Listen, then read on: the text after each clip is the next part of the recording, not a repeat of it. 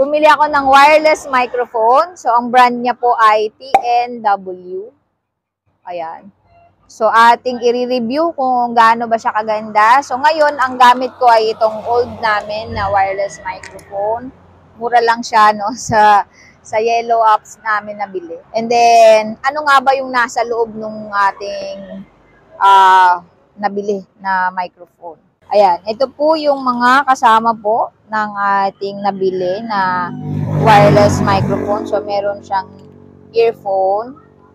Ayan. At syempre yung mga wire no na pina-plug sa cellphone natin. Ayan. Pwede kasi siya sa camera.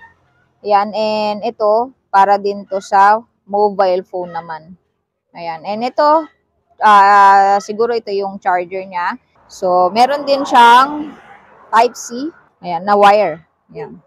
And ito na po yung microphone niya. Ito naman po yung connector. Ayan. So, paano nga ba siya gagamitin?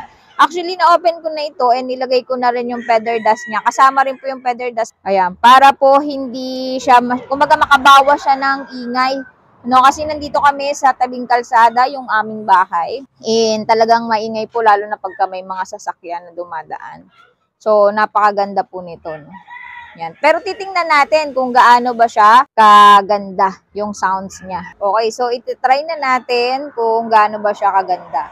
So, first, i-on mo muna itong receiver. Ayan, make sure po na nakailaw po siya. Ayan. Hintayin lang po natin na mag-green. And then, ito po yung microphone natin. I-on natin. Ayan. So, meron po itong Bluetooth. Ayan. And ito naman po yung echo niya. Ayan. And ito naman po is yung noise reduction. Then, ito naman po ay yung battery niya. Kung siya ay lowbat na, mag-i-indicate po yan, no, na siya ay lowbat na. So, usually, na paggamit nito ay magagamit nyo siya ng 10 hours. So, matagal. No? Ngayon, ipa-plug in na natin siya. So, meron tayong cable dito. Ayan. And yung cable natin ay may naka-indicate po na mobile phone. Ayan. This is for mobile phone. So, ngayon, isasaksak na po natin siya. Dito po.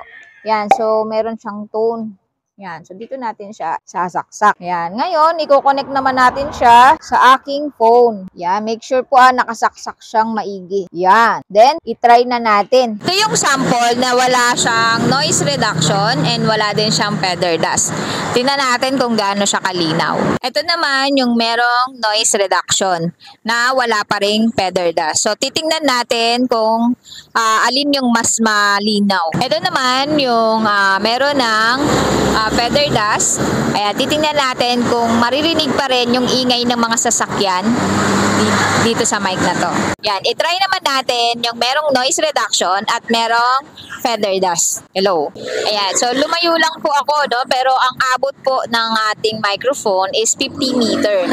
Yan, para matest din natin kung malakas pa rin ba siya kahit na tayo po ay malayo doon sa ating receiver and sa phone. Yan, so yun lang, kayo na po ang bahalang humusga kung gaano ba kaganda yung ating wireless microphone.